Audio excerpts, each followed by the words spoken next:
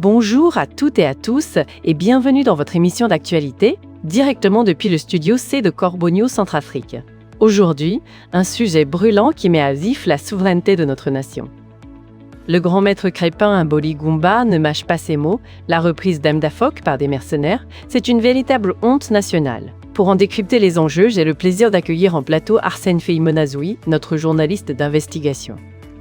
Bonjour Arsène. Bonjour Adèle, c'est un plaisir de te retrouver pour aborder ce dossier qui secoue clairement les consciences.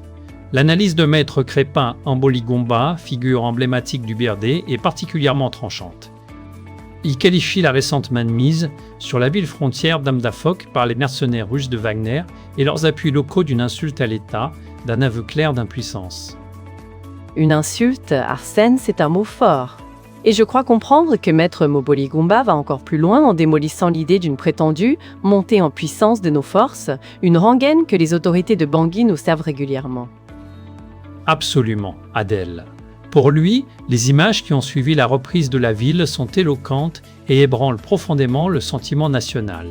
Imaginez, au lendemain des combats, aucun drapeau centrafricain ne flottait sur Amdafok. Il a été remplacé par les insignes des paramilitaires étrangers.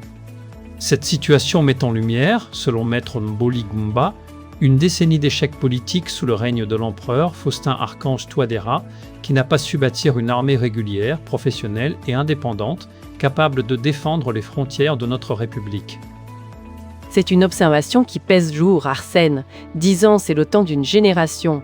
Et l'absence du drapeau national, c'est bien plus qu'un détail, c'est une gifle à notre souveraineté, n'est-ce pas ? Mais qu'est-ce qui, selon le coordinateur du BRDC, explique cette situation alarmante ?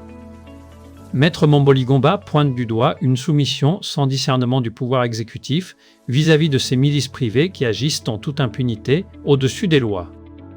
Ce qui l'interpelle, c'est la différence frappante entre l'empressement du gouvernement à claironner des victoires militaires obtenues par des mercenaires et son silence total face aux souffrances des populations de l'extrême-orient centrafricain, des populations simplement à banc.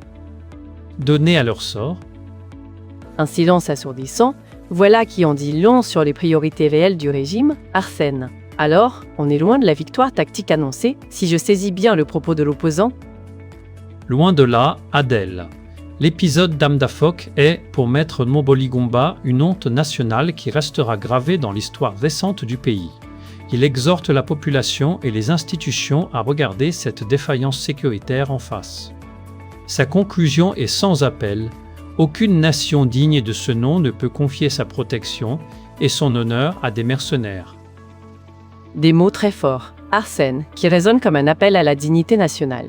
Une véritable faillite sécuritaire donc, et une question ouverte sur notre avenir. Merci beaucoup Arsène Feïmonazoui pour cette analyse pointue et éclairante. Merci à toi, Adèle. L'article que nous venons d'analyser a été rédigé par Alain Zilo.